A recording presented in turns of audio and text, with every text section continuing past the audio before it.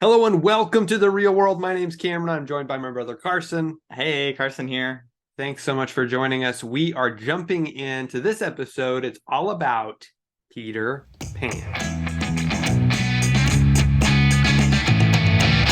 Thank you so much for being here. If you are already a subscriber, we greatly appreciate the support. If you have not subscribed yet, we would greatly appreciate it. We're on our way to 300. We just surpassed 200, which was awesome. We're on our way to 300 subscribers. So make sure you hit the like button, hit subscribe, hit the bell so you get notified of all our videos. As we usually do, we're going to kick things off on this episode with movie news. All right, so as I said, we're kicking things off as we usually do with movie news. So here's what dropped this week. There was a lot this week. You know why? Well, we had a little bit of May the 4th info. A little bit of that, but also this past week was CinemaCon. CinemaCon. Yeah, so there's Comic-Con for comic book fans. Comic-Con for comic books. Star Wars Celebration for Star Wars fans. Exclusively Star Wars films. There's CinemaCon, which is all about cinema. Film, movies. That's what we're all about here at the real world. So we had to go through at least some of these bits of news. I'm just going to run through each of them quickly. Give me your input if you have any. Right. All right. I probably heard none of this, but right. So the first thing is that Steven Spielberg finally got to see a cut of Indiana Jones and the Dial of Destiny. Oh boy, what did he think? My life's work in the meat grinder. what did he say? His quote was, "It's a really, really good Indiana Jones film. I'm really proud of what Jim has done with it. I thought I was the only one who knew how to make one of these." That's great. That's a great quote. That's awesome. Yeah, so he's excited about it. That's coming out in June 30th. We're already in May, so we're going into June excited about Indiana Jones, especially because Spielberg gave it a stamp of approval. This is the first one he hasn't directed, so this is good news. So excited. James Mangold. I mean, he's a great director, so I'm excited. All right. Next up, Neil Blomkamp. We both are fans of this guy. He did District 9. Right? District 9, Elysium. Yes. Chappie. Some really interesting sci-fi films. He's doing another sci-fi film, finally. We've been waiting years for him to do something else. District 10? He's been doing a lot of side projects and short films. Yeah. He's doing a movie called They Found Us. Okay, so They Found Us is an alien abduction. Is this film in the universe of District 9? I hope it's a sequel to District 9. He hasn't said it is. I don't think it probably will be. I think he would call that District 10 or something. Sure. I think he was trying to work on that for a long time and nothing ever came of it. So I think this is a new story. Joel Kinnaman is going to star in it. We know him from Suicide Squad and many other films. So excited about that. We'll have to wait. It's just now entering production. So good. Next up, another young filmmaker I'm a big fan of, Gareth Edwards, directed such films as Monsters, Godzilla, Rogue One, a lot of fun. Star Destroyers, X-Wings. Yeah, he's pretty good at what he does, and he's doing a new film on AI. The original title was True Love. The new title is The Creator. So they changed titles recently. They got a new release date, September 29th of this year. So expect a trailer anytime. Okay. That's coming out on Dad's birthday, which is kind of fun. Wow, very cool. So that'll be interesting. It's got John David Washington, who we know from Tenet, Denzel Washington's son. Yep. Gemma Chan, many people know from Eternals. She played Cersei. Sure. And then Allison Janney, who's an Oscar-winning actress as well. So a good cast, a small cast, but I'm curious to see, especially since AI is in the news right now. Everyone's talking about this. Elon Musk and all these people are trying to create AI and all these fun or maybe not so fun things for us in the future. So it should be an interesting film. Next up is Ryan Gosling's next film. He is going to star in The Fall Guy. This is based on an old TV series. Not the video game Fall Guys. No, not that. It's not that at all. And it's not to be confused with Free Guy either. The Fall Guy is about a retired stuntman who's drawn back into the business when his ex-girlfriend makes her directorial debut. Oh. And she's going to be played by Emily Blunt. Cool. So another good cast member. We've got Stephanie Sue, Aaron Taylor-Johnson, Winston Duke, Hannah Waddingham. Good cast. Not sure who's directing that, but I'm curious to see, always curious to see when they take these older properties and try to turn them into a new movie. Sure. Yeah. I actually had a lot of fun with the A-Team movie that they made a few years back, and They've done some good ones, some bad ones, but we'll have to wait. Ryan Gosling usually makes pretty good choices with his projects. Next up, some fun Batman news. I know you're a big Bat fan. Yeah, big Bat fan. So Batman is getting a new animated film and series. Which are these connected? Both set to debut on Amazon. Yes, they are connected. One is called Merry Little Batman. This is the movie, which I'm guessing will debut in December. Okay. And it's from the guys that made Regular Show. Okay. They're taking on Batman. And this is going to focus... Are you serious? Yeah. This is going to focus on Bruce Wayne, Alfred, and Damian Wayne. Okay. The first one's called Merry Little Batman. The series, which takes place after the movie, is called Bat Family. Okay. So this is set This is a weird idea. Yeah, it is a very weird idea. Supposedly Damian becomes Little Batman. This is real. This is actually happening. 100% real. They've actually already released an image. It looks a very, very kind of kooky animation style. Pull up the image. What? So Damian becomes Why are they doing this? I don't know. But they sold it to they sold the rights, or not the rights, but I mean basically this show was, they shopped it around and Amazon picked it up. Much like they did with Cape Crusader. The Bruce Timm one that JJ and Matt Reeves are doing. They're doing that, got a 2 season order already at Amazon. Okay. Crusader, Amazon picked them up. Cape Crusader, Okay, cool. So this will be, a totally different thing. Yeah, that's it'll be probably really more comedic and looks interesting. So yeah, that's some Bat news for you. Next up, good news, Bat news. Exactly. Next up, the title for Fast and Furious 11 has been announced. Here we go. Are you ready? I love these titles. Me too. Now, hold on. We've got F9, the Fast Saga. Correct. We've got Fast X. Yeah. Which is really FX. Right. Fast X. And then the title to the 11th Fast and Furious movie is... Are you ready? I'm ready. Take a guess, or you just want me to tell you? Is it it would be XI. FXI? FXI? Fix the Furious? That was your idea. Fix the Furious. That was my idea for 9. FIX. Right. Well, I don't know. What is this? It is Fast X Part 2. What? Yeah. Fast X Part 2. And I'm hoping they do II for 2. So it looks like 11, Oh, that would be great. Yeah, instead of just a number 2. So that everybody thinks it's Fast X Part 11. Right. That's a great title. Now is a Fast and Furious sequel. Fast X Part 11. Yeah, that's it. That's it for you. That's a great title. They did announce Louis Leterrier is returning to direct. Who's directing Fast X. He replaced Justin Lin. So it's good that we'll at least have that continuity there. But that's our title for the 11th and final film in the Fast Saga. The main saga, at least. Of course, they're going to do spin-offs and all kinds of other stuff, but it'll never end. Next up, John Krasinski has announced his new film titled If. And this is going to be a live-action animation hybrid film. Really? In the same vein as Who Framed Roger Rabbit. A lot of other fun. Sonic. Right. Chip and Dale. Yeesh. I like Chip and Dale, actually. This is going to star Ryan Reynolds, your favorite actor of all time. Phoebe Waller-Bridge, Steve Carell, Sam Rockwell. There's some hope. Sam Rockwell.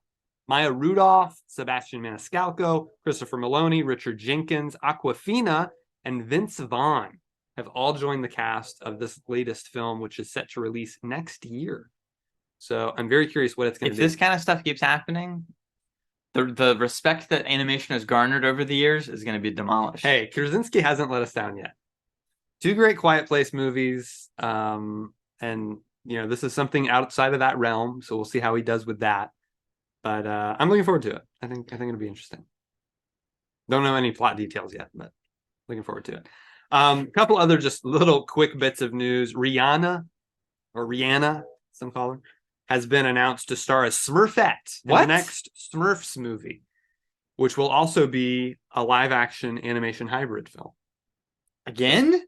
Yeah, remember they did 2 Smurf movies that were live-action animation hybrids. Then they did one that was only animation. Now they're going back to, The Lost Village. Now they're going back to live-action and animation together. So, and she's recording new music for it What's as well. going on? I don't know.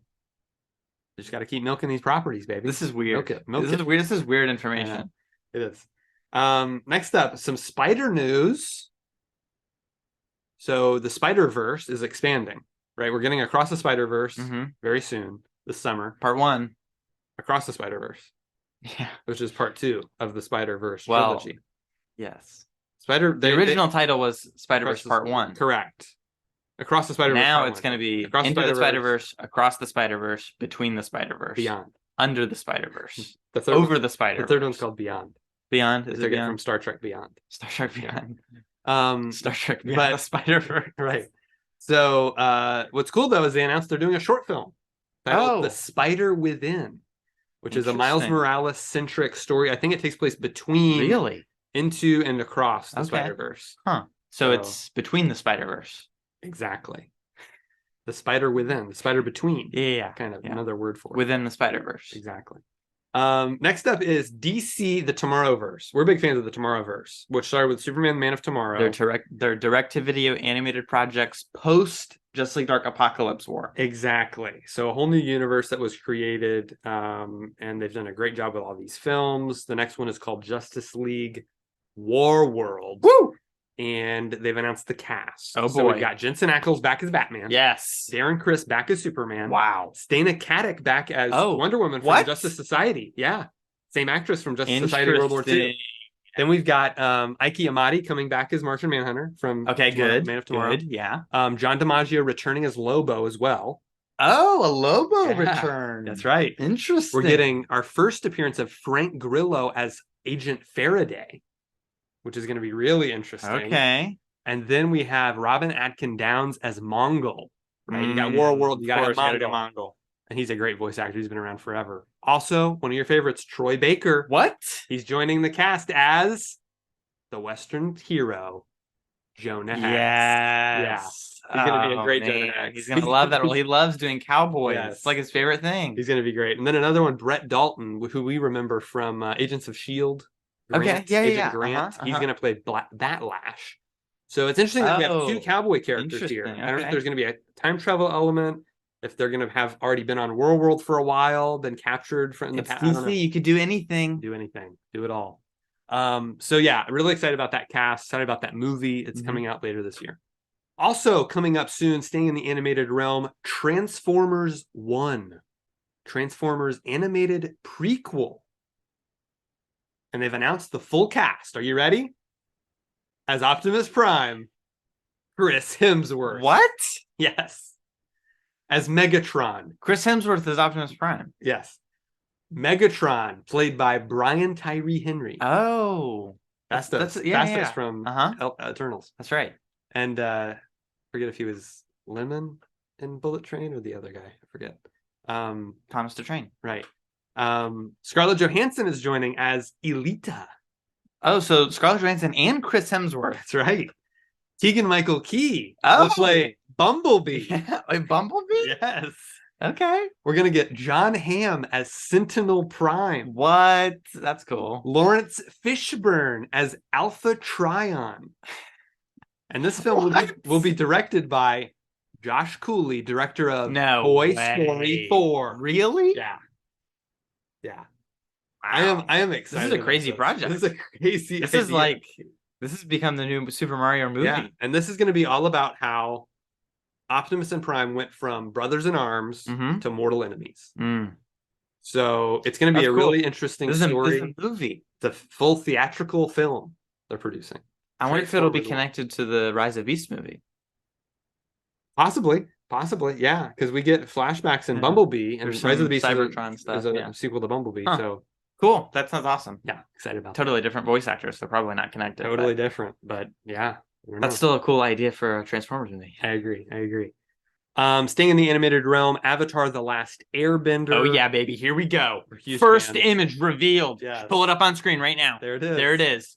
Wow. Crazy. We've got unbelievable. Zuko. Zuko has long hair. The ponytail's back, baby. We've got Aang, Sokka, and Toph all there in their late 20s, early 30s, between where we left off with them in Last Airbender and where we see them in Legend of Korra. The flashbacks of Legend of Korra. Exactly. And they're kind of in their well, we see some of them their older mid to late in 30s. Legend of Korra as well. Sure. Much older. Sure. But yeah, that's going to be an exciting film. Of course, we've got Brian and Mike producing it, the creators of the show. A must. And then they announced the director. And this is an Avatar Studios project. Correct. This is created by their production Studios. company. The first of 3 animated films, as well as several series they're working on. Right. But they announced the director. You know who it is? Who's doing it? Lauren Montgomery, who we know from such projects as Superman Doomsday, Wonder Woman, the animated film, Green Lantern First Flight, Justice League Crisis on Two Earths, Superman Batman Apocalypse, Batman Year One, great Justice League Doom. Okay. Series like Legion of Superheroes, Batman the Brave and the Bold, Young Justice, Voltron, Legendary Defender. Of course. She is an incredible director. She's done animation for decades. Excellent choice. So she's a veteran. I think she's going to knock it out of the park. That one already has a release date, October 10th, 2025. Yes. We'll be there in line. All right, so CinemaCon happened this week, and so a lot of trailers dropped. And actually some full films dropped. Oh, at CinemaCon? Yes. That's where everyone saw The Flash. Sure. Okay. So let's talk about The Flash first. The new trailer for The Flash. What do you think of it? Let's get nuts. Let's get nuts. Looks great. Yeah. I'm excited for The Flash. I've wanted a Flash movie for a long time. Definitely. Yeah, it looks fun. Looks cool. I'm excited to see what it's about. It looks big. It does look big. But it doesn't look overly convoluted. It looks like it's a Flash movie. And multiverse stuff. It's still a Flash movie. Yeah. But it's got a lot of characters, a lot of multiversal shenanigans. Yeah. But yeah, I'm excited about it too. The reaction out of CinemaCon was overwhelmingly positive. That's good. Which is always good to hear. Cool. So I heard Tom Cruise likes this movie. Tom Cruise likes it. So it's good enough for Cruise, good enough for me. That's what I say. Tom Cruise. The guy. Next up is A Haunting in Venice. Okay. This is the third part of the Kenneth Branagh, Agatha Christie trilogy. Cool. He did Murder on the Orient Express, Death on the Nile. Skipped it. Now Haunting in Venice. Skipping it. It's always a new location. And new location, bad new characters. It's Murder, just like Knives Out. Death, haunting. It's just like Knives Out. There you go. It's Knives Out and Glass Onion and whatever the third one will be. Right. It's just Glass Night. But it's not your thing. It's not my thing.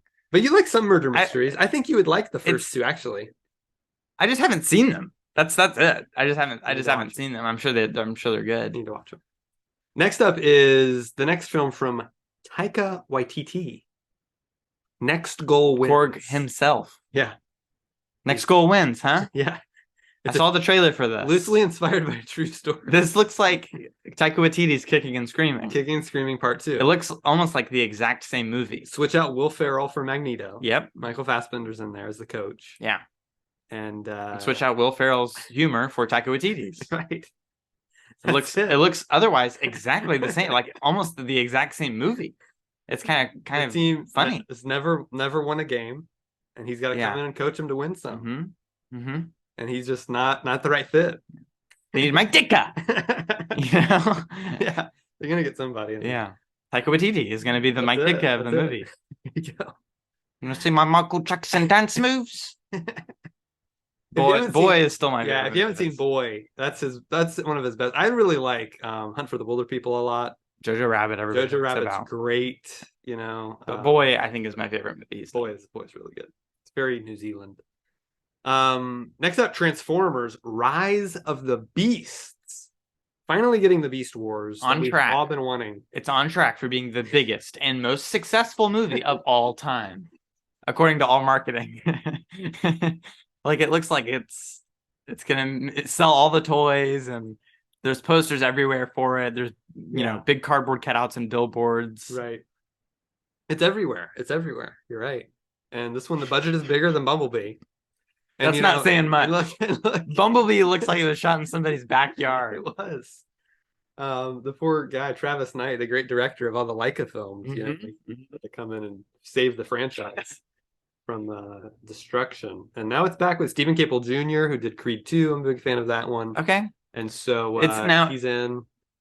the people behind it seem like they're great. Absolutely. It seems like it's in all seriousness on track for being a good movie. Yeah.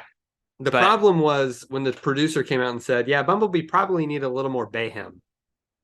So we need to put a little more Bayhem in there." And it's like, no, that's not what was missing. What was missing was the marketing. First of all, you called it Bumblebee, not Transformers Bumblebee. So no one knew what it was. They thought it was a movie about a bumblebee, not a transformer. So, but yeah, this one, look, it looks fun. It looks like it's going to be an action-packed good time. So I'm looking forward to it. Next up, Hunger Games: The Ballad of Songbirds and Snakes. The next of the Hunger Games saga. Okay. Because it wasn't a trilogy, because they split the last one into 2. So 4 films. Now a prequel about the 10th annual Hunger Games. So we're going way back. Whoa. Back 60 plus years. President Snow as a young man, a mentor of the new players in this Hunger Game. Yeah, I saw the trailer for this. It looks... I like the aesthetics of the world, the technology. It looks kind of very vintage looking. Right. Like it seems like they're using a lot of analog technology and stuff. It's not super futuristic. Right. Like I'm used to with those movies.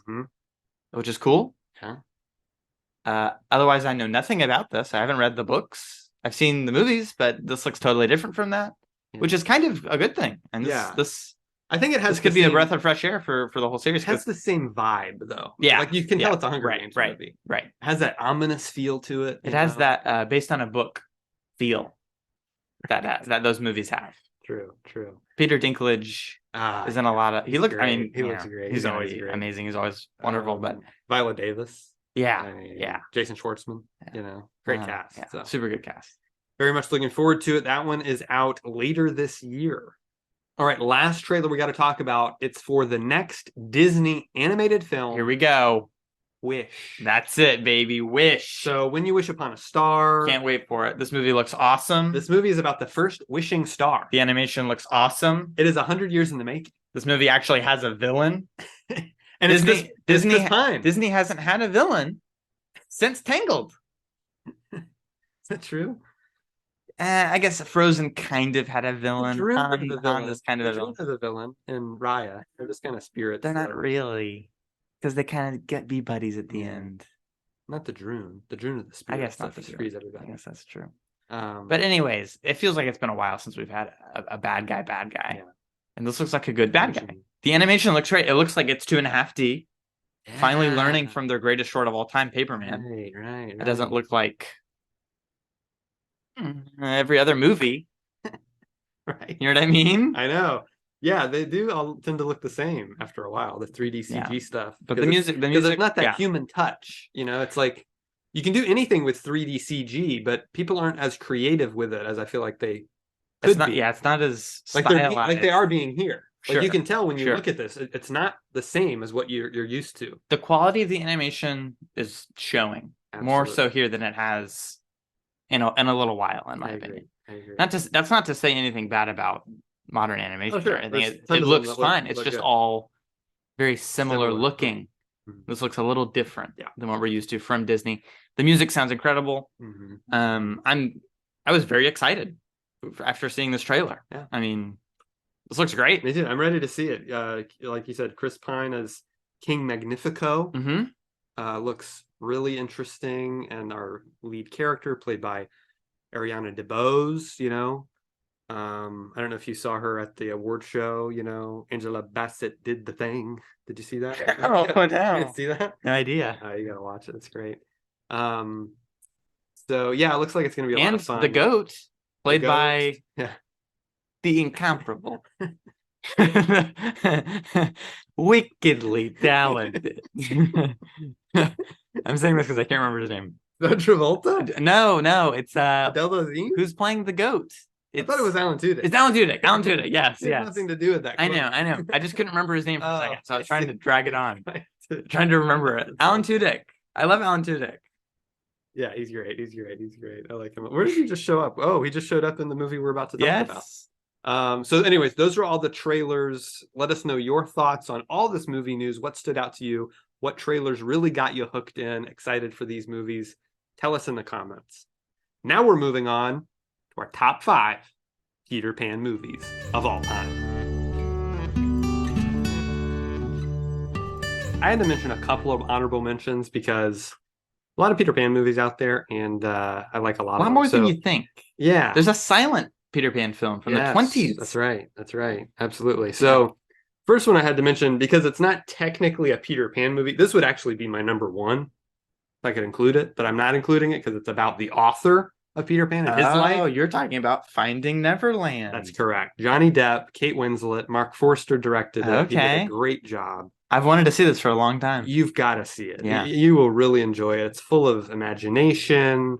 It's very dramatic, yet very fun and kind of, whimsical at times too. So, highly recommend Finding Neverland if you haven't seen it. Even if you're not a Peter Pan fan, if you just like biopics, it's one of the best biopics I've probably ever seen. That's awesome. So highly recommend. Some of my honorable mentions are a lot of the Tinkerbell movies. That's Tinkerbell, the Lost Treasure, Secret of the Wings, of course. One of my all-time favorites. Tinkerbell the Lost Fairy. Never Beast. But yeah, I just wanted to mention those because my girlfriend would kill me if I didn't. Neverland. Yeah. All the Neverland films, Tinkerbell included. Jake and the Neverland Pirates. There you go. A lot of Pan content out there. I'm a big Neverland fan. I like I like that world. I like that whole thing. I like the Peter Pan movies a lot. The ones that I've seen. Me too. All right, let's jump into our top 5. That's really all I had. So you want to kick us off or you want me to? My number 5 pick is The Pirate Fairy. Now, the reason I have this as my number 5 is because I've only seen 4 Peter Pan movies. Right. This one doesn't have Peter Pan in it, but it does have Tom Hiddleston as Captain James Hook. Oh, interesting. And he's very good in that movie. And check this one out. It's my favorite of the fairy films. Okay. Because it's very good. Okay. They advance the universe. Yeah. And the mythology. Yeah. Enrichens. Great. It's less about Tinkerbell and more about just all the fairies in general, but it's my favorite of the Tinkerbell films. Interesting.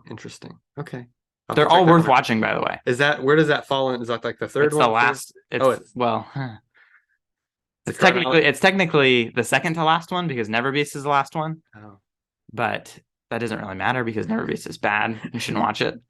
So I can just watch this one. I don't need to watch any of those. You could just watch any of them, really. Oh, okay. I mean, it's best to go 1, 2, 3, 4, whatever. But they all work relatively well on their own. But I was surprised how much continuity they had rewatching them recently. Interesting.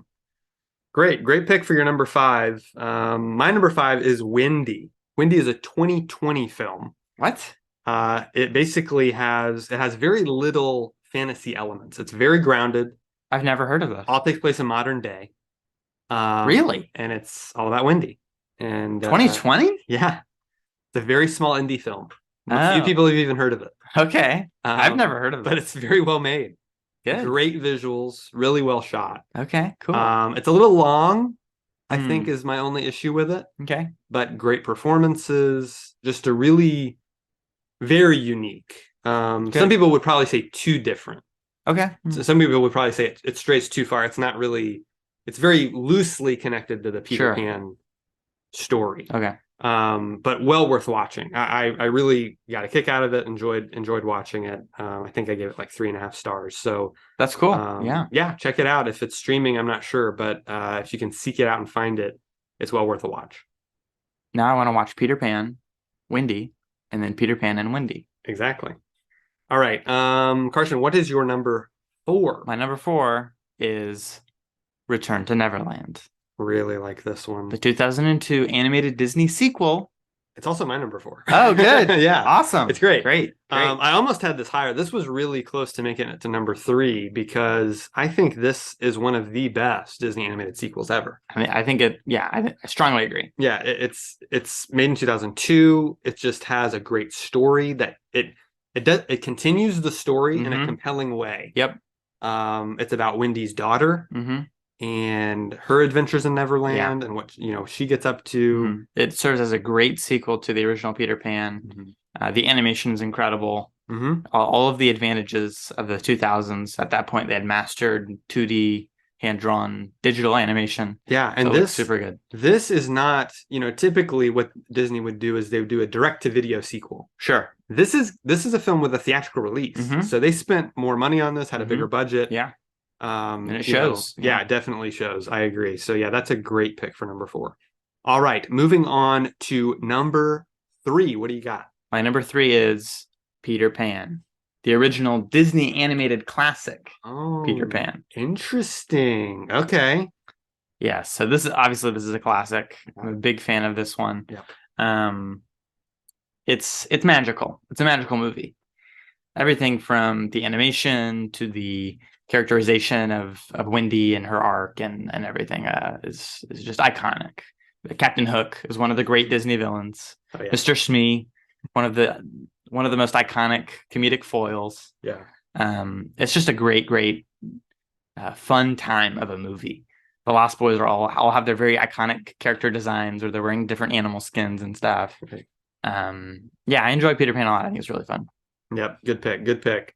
My number 3 is Peter Pan 2003, the live action version. Oh, this is one I've been dying to see. You got to watch but it. It's never streaming anywhere. Yeah, it's hard to find sometimes, but it is well worth a watch. Very fun, very colorful, great production design, excellent costumes, hair and makeup, all that stuff is really, really well done. It's top notch. Fantastical. It kind of feels dangerous and wild. Okay. It has just a great cast. Jason Isaacs is Hook. Yeah. Great take on that character. Really like him in that role. Really, really fun. Definitely worth a watch. It sticks pretty close to the Pan story that we all know. Okay. Doesn't deviate too much. It just has a unique look to it. Cool. That I really enjoyed. So yeah, just kind of a straightforward adaptation that is just really solid, really well done. That's great. I've been dying to watch it. Hopefully I'll get to see it soon. Definitely. What's your number 2? My number 2 is Hook. Oh, the Spielberg sequel. Yes. Almost legacy sequel to the original Disney animated classic. Right. Live action. But it's live action. Right. Yes. Yeah. And Robin Williams plays a grown-up Peter Pan. Exactly. This movie I love. I think it's so much fun, so silly and kiddie and awesome. Peter in this movie has an awesome arc. It it's kind of an inverse of what your typical Peter Pan story arc is. It's not learning to let go of childhood and grow up. It's learning to cherish your childhood sense of wonder. Yeah. And not being so diluted in adultism that you lose all of your fun in life. Definitely. This is such a fun movie. There's a pirate baseball game in it.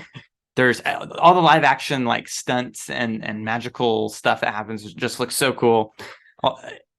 I love Hook. I think it's really awesome. Dante Basco plays Rufio. Who voices Zuko in Avatar, and he's awesome. I'm the Pan now, that kind of awesome stuff. All the Lost Boys are super well cast and fun. That great kind of Spielberg kids feel that they have to them. But the villain Hook, Dustin Hoffman's Hook. It's got to be my favorite Hook. Really? He's got to be. Wow. Because he so well embodies that character and brings this new sense of like dark comedy to him. Where he's just so tired of being caught in this loop of a struggle with Peter Pan. Yeah. So cool. So such a fun character. I love what happens with Peter Pan's kids. Because he has kids. I love Tinkerbell. Is my favorite Tinkerbell characterization. Julia Roberts Tinkerbell. Okay. I love this version of her. Her relationship with Peter Pan is super compelling and interesting. I love it all. I don't. I'm not a big fan of that. This is one of my least favorite Spielberg movies. Really? And, it's just not. It's not all there. I feel like it needed more development. It's first of all, it's way too long. It's like 2.5 hours. It's just way too. It needed more. No, it needed less. They needed to figure out a way to do what they did with less. Okay. I just they need to work on it more to get it I see what you tighter and more. It has condensed. some 90s formulaic stuff, especially Yeah. earlier on. Yeah, the whole workaholic dad thing is like so overdone. But I kind of like. I think it kind of works for is, Peter Pan. it's just a little over the top in a way that I feel like if this were an animated movie, it would totally work. What? For a live action film, it feels way too silly, and like certain things are just too overdone. Like the production, like you said, a pirate baseball game. Like these things, I just feel like they don't connect with a live action film. Like it, and I think especially because there's so much drama in the film that is really emotional and interesting. Yeah, that the other elements of it don't mesh for me. Okay, and I understand that. It just, I mean, look, it looks great, has great effects, wonderful John Williams score, of course. The performances are good. Yeah. Hoffman is, I've never really cared for him in that role. Honestly. Really? I really just, I don't buy it. I don't know. I don't. Okay. It's just that it's again, it's like sometimes it's too silly, sometimes it's too scary. I never feel like I know him like as a character. Okay, I know what you mean. Sure, his character, it's very caricaturish. Yeah, it's kind of very caricaturish. It's not very complicated. Yeah. He's not a super complicated character. Right. But look, this should have been a home run. I mean, this is Spielberg doing Peter Pan, the guy who does the best with child actors, and the child actors are great. Yeah. And it should have been a home run. And I feel like even he's talked about how he doesn't even like this movie when he rewatches it. Sure. Because I think he sees similar issues. But I'd love to listen to a whole interview with him about it, to get all of his thoughts on it. But yeah, it's not a movie that I hate. I give it probably like 2.5 stars. I'm mixed on it. Okay. There's a lot I like about it, a lot I don't like. I don't mind watching it, but it's not one I go to often. So bangarang. On to my number 2, which is Peter Pan and Wendy, the latest film. This is my number 1. Yeah, this is great. They did a great job with this. Peter Pan and Wendy. Yeah. David Lowery, of course, the Green Knight. He did their Pete's Dragon remake a few years back. A Ghost Story. Yep. Just a really talented visual storyteller. He loves big cinematography. That's one of my favorite things about Peter Pan and Wendy is it feels like a movie. Yes. It feels very cinematic. Yes. It has its own distinct artistic style. Would have loved to have seen it on a big screen. Yeah. It really some of the flying sequences, some of the action sequences. It feels very big. It does. It feels like it was meant for a big canvas, and they just did a great job with all the lighting. Everything that's shot on location looks incredible. Neverland has never felt more real. Totally. Yeah, that's the thing about this movie, is it really grounds the story in the characters, while also not sacrificing the whimsical magic of Peter Pan fighting a shadow and fairy dust and stuff like that. All that's still there. It just feels like it's happening to real people in a real location, right? Because they're shooting it on location, with real actors, and it has a very kind of Narnia-ish feel. Yeah, that's a good point for sure. Yeah. Definitely see that. The cast is great. All the young actors do a wonderful job. Yep. Of course, Jude Law in this role of Hook, to me, he's easily the best Hook, because the script really gives him room to grow as a character and us to understand him. Yep. His backstory, his story with Peter Pan, and their whole relationship is. Yeah. I mean, they dive into this stuff deep. Peter Pan and Wendy takes the story of Peter Pan and continues it a step further, and gives it an ending. Expands on it. It gives it an ending that is not just for Wendy and the Darling children, but for Peter and for Hook. Yes, and a nice resolution for that conflict between them. It's amazing. It's so it's cool. Really incredible. It's such a cool thing that they were able to do that. Yeah, and not just carbon copy exactly what the original was or whatever. Because that's what I feel like a lot of Disney remakes feel like they kind of have to adhere to what the original did and said. That's a great point, because a lot I rag on Disney remakes a lot because I feel like they're just doing cut and paste with the original film and just kind of bringing everything over and just doing it with live action actors. But here, I feel like they really had a purpose in what they were doing. Totally. They felt like they were expanding upon it. All this stuff is there in the original Peter Pan movie, pretty much. Everything is hit on. I mean, like, TikTok Croc is there. Tinkerbell is there. Yeah. Tiger Lily, but they're taking all these things and expanding on them in interesting ways so you can understand the characters and their motivations more. And it just makes for a much more enthralling emotional experience. Right. Which I just had a blast with. It has great music. They're incorporating a lot of the old songs. This isn't really a musical. There's, I think, 2 songs that characters kind of sing. They incorporate the music right. naturally. Yeah, it works as pirate sea shanties. Right. Pirates sing a lot like that. Yeah, and Darling Kid lullabies. Yes. So it feels very naturally weaved into the story. Right. It doesn't feel like they're all of a sudden breaking into song and it's doing not some a musical dance number. It's not a musical. Right. Exactly. Which the original isn't a musical either. Kind of is. That the characters aren't singing. Right. But there are musical. There's lyrical songs that play over the movie. Right. Exactly. But it's not exactly like that. It's a little bit different. Right. So yeah, this was just wonderful. Great, fight choreography. Really, really good. Yeah, the sword fight's really fun. Great action sequences. Very exciting, but yet takes its quiet character moments well. It's really well edited. Had a good pace to it. Yeah, didn't feel like it was too long. I really like exploring who Peter Pan was before he became Peter Pan, and exploring who Hook is. Yeah. James Hook, who that character is, and how that dynamic works. And there's some little seeds of ideas that are planted kind of almost in the background of this movie that come more and more to the foreground as the story progresses. Yeah. And quickly the story becomes kind of about that and about their characters. Yeah. And it's really a breath of fresh air. Right. Not just for Disney live action sequels, but for Peter Pan stories in general. Yep. Totally agree. So yeah, that's why it's at number 2. Us talking about it, I'm like, man, should that be a number 1? Because the number 1, it's really close with number 1. My number 1 is the original 1953. And I understand why. I mean, it's a classic telling of that story. It's the most iconic version, but I think Peter Pan and Wendy takes it a step further and subverts your expectations of what it is supposed to be, and kind of advances that story. Yeah. No, I get it. It's that original is just I think it's just too soon for me. Sure. Growing up with the original Peter Pan, I've watched it so many times. Of course. And great imagery, which is some of them are directly copied in Peter Pan and Wendy.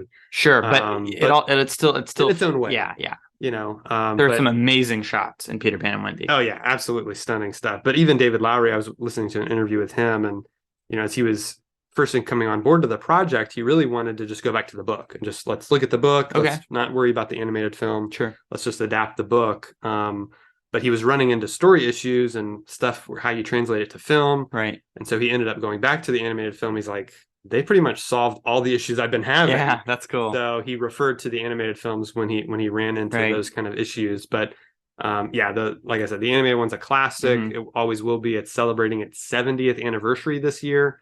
So it's been around a long time. A lot of people know this as Peter Pan. These voice actors, like when I hear the characters, I hear these voices in my head. You know what I mean? So, it's kind of hard to beat. But this new one is great. I highly recommend it. It's on Disney Plus right now. You can watch it for free if you have Disney Plus. So is Peter Pan and Wendy.